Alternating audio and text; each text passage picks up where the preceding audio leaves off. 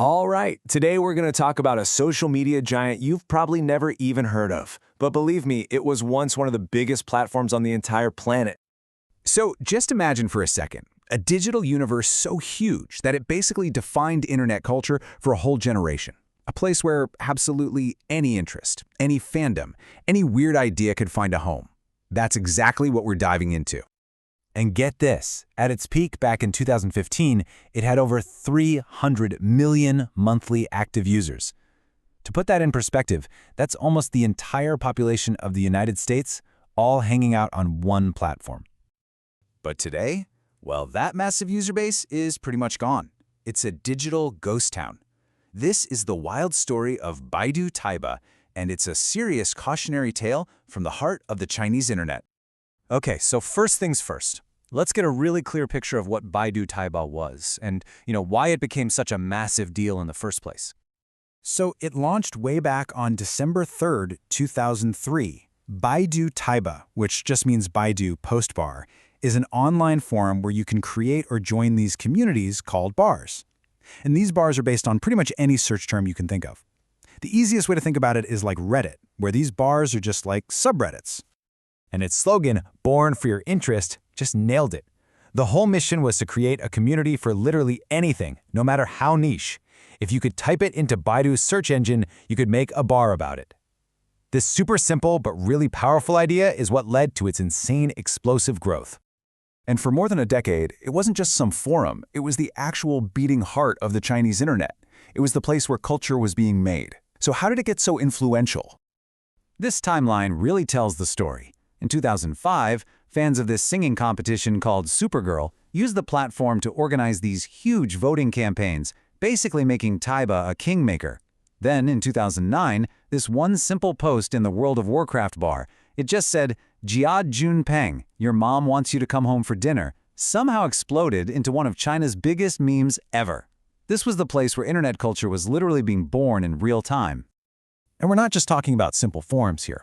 These were like digital nations, each with its own culture and its own conflicts. Some of these bars grew to have over 6 million members, developing their own inside jokes, their own slang, and crucially, the whole thing was run by unpaid volunteers, people who just loved their communities. Sound familiar? It's the exact same model as Reddit. But here's the thing, a huge conflict was brewing right under the surface. You see, the platform was run by the community, but it was owned by a corporation, Baidu, and that corporation needed to start making some money. This slide just lays it out perfectly.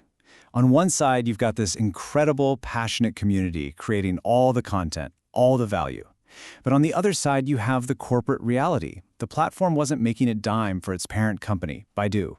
And that pressure to monetize, well, it led to a decision that would completely break the platform's central promise.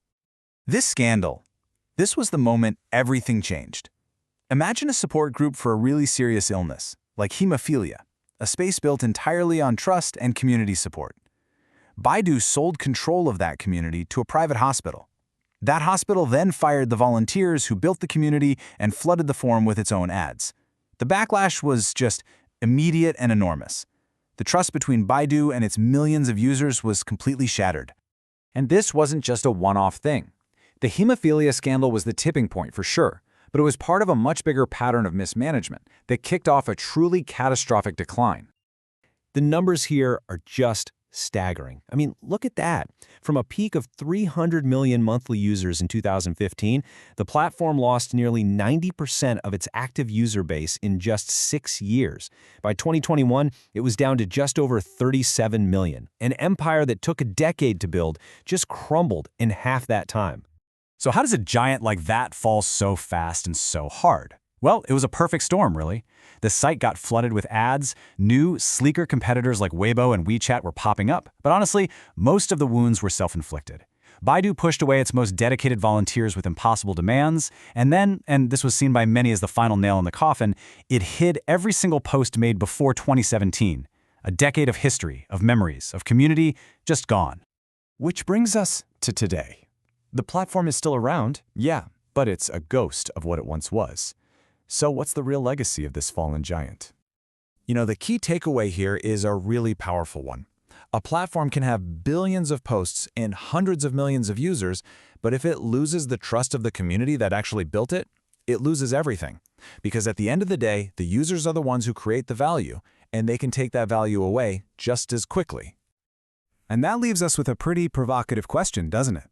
The exact same tensions between community and corporation, between users and profit, they exist in pretty much every online space we use today.